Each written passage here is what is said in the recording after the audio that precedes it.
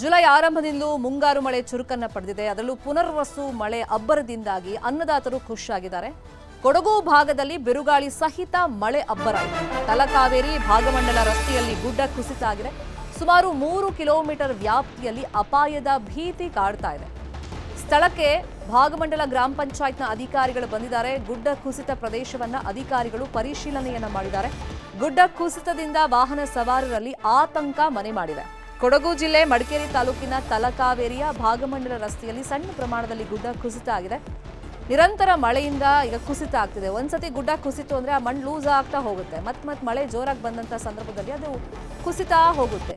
ಈಗ ಮತ್ತಷ್ಟು ಕುಸಿಯುವಂತ ಭೀತಿಯಲ್ಲಿದೆ. ಹೀಗಾಗಿ ವಾಹನ ಸವಾರರು ಎಚ್ಚರಿಕೆಯಿಂದ ಆ ಭಾಗದಲ್ಲಿ ಸಂಚಾರ ಮಾಡಬೇಕು ಅಂತ ಹೇಳಿ ಜಿಲ್ಲಾಡಳಿತ ಸೂಚನೆಯನ್ನ ಕೊಟ್ಟಿದೆ. ದೃಶ್ಯದಲ್ಲಿ ಗಮನಿಸ್ತಾ ಇದೀವಿ, ನಿಧಾನವಾಗಿ ಆ ಗುಡ್ಡ ಕುಸಿತ ಆಗ್ತಾ ಇದ್ರು ಕೂಡ ಆ ಮಣ್ಣು ಲೂಸ್ ಆಗಿರೋದ್ರಿಂದ ಮತ್ತಲ್ಲಿ ಭೂ ಕುಸಿತ ಆಗ್ತಲೇ ಇರುತ್ತೆ. ಎಷ್ಟು ಪ್ರಮಾಣದಲ್ಲಿ ಅಲ್ಲಿ ಮಣ್ಣು ಬಂದು ಬೀಳುತ್ತೆ ಅಂತ ಹೇಳಿ ಹೇಳಕ್ಕೂ ಆಗಲ್ಲ, ಅಂದಾಜು ಸಿಗಲ್ಲ. ಹಂಗಾಗಿ ಆ ಭಾಗದಲ್ಲಿ ಸಂಚಾರ ಮಾಡೋರು ಸ್ವಲ್ಪ ಎಚ್ಚರಿಕೆಯಿಂದ ಇರಿ ಅಂತೇಳಿ ಜಿಲ್ಲಾಡಳಿತ ಸೂಚನೆಯನ್ನ ಕೊಟ್ಟಿದೆ. ಮತ್ತೆ ಗ್ರಾಮ ಪಂಚಾಯತ್ ಅಧಿಕಾರಿಗಳು ಅಲ್ಲಿ ಭೇಟಿಯನ್ನ ಕೊಟ್ಟಿದ್ದಾರೆ, ಪರಿಶೀಲನೆಯನ್ನ ಮಾಡಿದ್ದಾರೆ.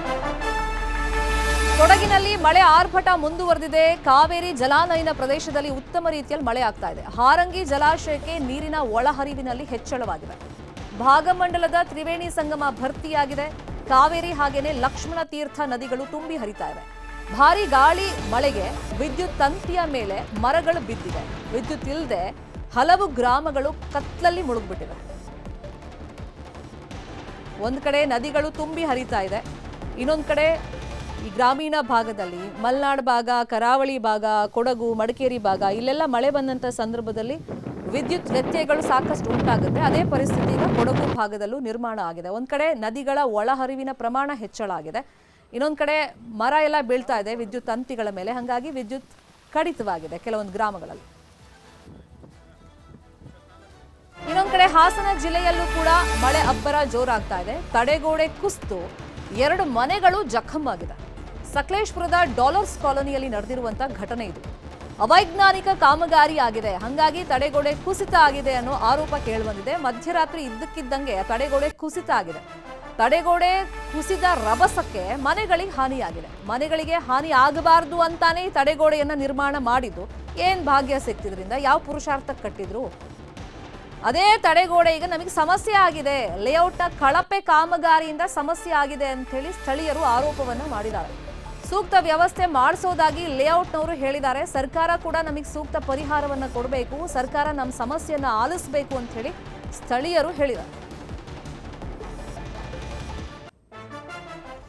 ಪಕ್ಕದಲ್ಲೇ ಲೇಔಟ್ ಇದೆ, ಸೊ ಅಲ್ಲಿ ಒಂದು ತಡೆಗೋಡೆ ಅಂತೇಳಿ ನಿರ್ಮಾಣ ಮಾಡಿಕೊಟ್ಟಿದ್ದಾರೆ. ನಮ್ಮಿಂದ ಏನು ಸಮಸ್ಯೆ ಆಗಲ್ಲ ಅಂತೇಳಿ, ಮನೆಗಳಿಗೆ ಹಾನಿ ಆಗಬಾರ್ದು ಅಂತಾನೆ ಬೇಸಿಕ್ಲಿ ಕಾಂಪೌಂಡ್ ಅನ್ನ ಕಟ್ಕೊಟ್ಟಿದ್ರು, ಅಂದ್ರೆ ತಡೆಗೋಡೆ ತರ ಮಾಡಿಕೊಟ್ಟಿದ್ರು.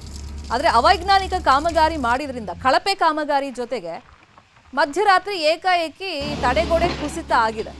ಅಲ್ಲಿ ಪ್ರಾಣ ಹಾನಿ ಏನು ಆಗಿಲ್ಲ ಸದ್ಯಕ್ಕೆ, ಬಟ್ ನಮಗೆ ಸೂಕ್ತ ರೀತಿಯಲ್ಲಿ ಪರಿಹಾರ ಬೇಕು. ಲೇಔಟ್ನವರು ಪರಿಹಾರ ಕೊಡ್ತೀವಿ ಅಂತ ಹೇಳಿದ್ದಾರೆ, ಆದರೆ ನಮಗೆ ಸರ್ಕಾರನೂ ಇದಕ್ಕೆ ಪರಿಹಾರ ಕೊಡಬೇಕು ಅನ್ನೋ ಆಗ್ರಹ ಸ್ಥಳೀಯರು ಮಾಡಿದ್ದಾರೆ. ಅಲ್ಲಿ ತಡೆಗೋಡೆ ಕುಸಿತ ಆಗಿರೋದ್ರಿಂದ 2 ಮನೆಗಳಿಗೆ ಹಾನಿಯಾಗಿರುವಂಥ ದೃಶ್ಯವನ್ನು ಕೂಡ ಗಮನಿಸ್ತಾ ಇದ್ದೀವಿ. ಹಾಸನದ ಸಕಲೇಶ್ಪುರ ಭಾಗದಲ್ಲಿ ತಡೆಗೋಡೆ ಕುಸಿತ ಆಗಿರೋದು. ಇನ್ನು ಸ್ಥಳದಲ್ಲಿ ಪರಿಸ್ಥಿತಿ ಏನಿದೆ, ಎಷ್ಟೆಲ್ಲ ಹಾನಿ ಆಗಿದೆ, ಈ ಬಗ್ಗೆ ಪ್ರತ್ಯಕ್ಷ ವರದಿಯನ್ನು ಕೊಟ್ಟಿದ್ದಾರೆ ನಮ್ಮ ಪ್ರತಿನಿಧಿ ಕೃಷ್ಣಮೂರ್ತಿ. ನೋಡೋಣ. ಸಕಲೇಶ್ಪುರ ತಾಲೂಕಿನಲ್ಲಿ ಕಳೆದ 4 ದಿನದಿಂದ ಮಳೆ ಆಗ್ತದೆ. ಮಳೆಯ ಪರಿಣಾಮದಿಂದಾಗಿ ಮತ್ತೊಂದು ದೊಡ್ಡ ಅವಾಂತರ ಇಲ್ಲಿ ಸೃಷ್ಟಿಯಾಗಿದೆ. ಖಾಸಗಿ ಲೇಔಟ್ನ ಪಕ್ಕದಲ್ಲಿರ್ತಕ್ಕಂಥ ಒಂದು ದೊಡ್ಡ ತಡೆಗೋಡೆ ಕುಸಿದು 2 ಮನೆಗಳಿಗೆ ಹಾನಿಯಾಗಿದೆ. ನನಗೆ ಸ್ಥಳದಲ್ಲಿದ್ದೀನಿ, ಇಲ್ಲಿನ ಪರಿಸ್ಥಿತಿಯನ್ನು ನಿಮಗೆ ತೋರಿಸ್ತಾ ಹೋಗ್ತೀನಿ. ಇದು ಸಕಲೇಶ್ಪುರದ ಡಾಲರ್ಸ್ ಕಾಲೋನಿ ಎಂಬಂತ ಬಡಾವಣೆ ನಿರ್ಮಾಣ ಆಗ್ತಿದ್ದು, ಆ ನಿರ್ಮಾಣದ ಪಕ್ಕದಲ್ಲಿರ್ತಕ್ಕಂಥ ವಾಸದ ಮನೆ. ಇಲ್ಲಿ ಸುಮಾರು 4 ಕುಟುಂಬಗಳು ವಾಸವಾಗಿರ್ತವೆ.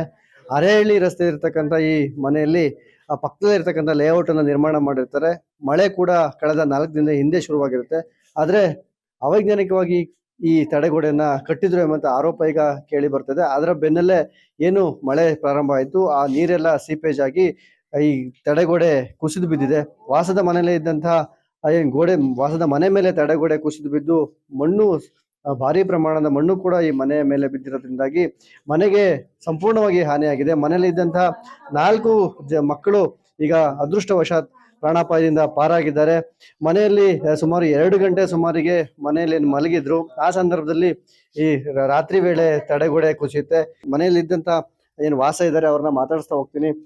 ಮೇಡಮ್, ಎಷ್ಟು ಗಂಟೆಗೆ ಈ ಘಟನೆ ನಡೀತು, ಯಾವ ರೀತಿ ಆಯ್ತು, ನಿಮ್ಗೆ ಯಾವ ರೀತಿ ಇದು ಗೊತ್ತಾಯ್ತು ಮೇಡಮ್? ಸರ್, ಇದು ಒಂದು ರಾತ್ರಿ 2 ಗಂಟೆಗೆ ಆಗಿದ್ ಘಟನೆ ಇದು. ಸೌಂಡ್ ಇಂದ ನಾವೆಲ್ಲ ಎಚ್ಚರ ಆಗಿದ್ವಿ, ಮಲ್ಗಿದ್ವಿ ನಾವು 2 ಗಂಟೆ ರಾತ್ರಿ. ಅದೇ 3 ಗಂಟೆಗೆಲ್ಲ ನೋಡಿದ್ವಿ ಹೆಂಗಾಗಿದೆ, ಹಿಂದ್ಗಡೆ ಬಂದು ನೋಡೋದು ಹಿಂಗಾಗಿದೆ, ಏನ್ ಮಾಡೋದು. ಈಗ ಯಾವ ರೀತಿ ಇದೆ ಮೇಡಮ್ ಪರಿಸ್ಥಿತಿ ನಿಮ್ಮ ಮನೆ? ಅದೇ ಎಲ್ಲ ಮನೆ ಗೋಡೆ ಎಲ್ಲ ಹೋಗಿ ಫುಲ್ಲು ಡ್ಯಾಮೇಜ್ ಆಗಿ ಎಲ್ಲ ಇದಾಗಿದೆ ಎಲ್ಲ. ಅದೇ ಪ್ರಾಣಕ್ಕೇನು ತೊಂದರೆ ಆಗಿಲ್ಲ, ಮನೆ ಫುಲ್ಲು ಡ್ಯಾಮೇಜ್ ಆಗಿ ರೂಮ್ಗೆಲ್ಲ ಗೋಡೆ ಎಲ್ಲ ಹೋಗಿ ಇದಾಗಿದೆ, ಫುಲ್ ಡ್ಯಾಮೇಜ್ ಆಗಿದೆ. ವಾಲ್ ನಿರ್ಮಾಣ ಮಾಡಿದವರಾಗಿರ್ಬೋದು, ಇಲ್ಲಿ ಬಂದು ಭೇಟಿ ನೀಡಿದಂತ ಅಧಿಕಾರಿಗಳಾಗಿರ್ಬೋದು, ಏನ್ ಹೇಳ್ತಾರೆ ಮೇಡಮ್? ಅದೇ ಅವರೆಲ್ಲ ಮಾಡಿಕೊಡ್ತೀನಿ ಅಂತ ಹೇಳಿದ್ದಾರೆ, ಹೆಂಗಿತ್ತು ಹಂಗೆ ಮಾಡಿಕೊಡ್ತೀನಿ ಅಂತ. ಯಾವ ಎಲ್ಲ ಕ್ರಮ ಆಗ್ಬೇಕು?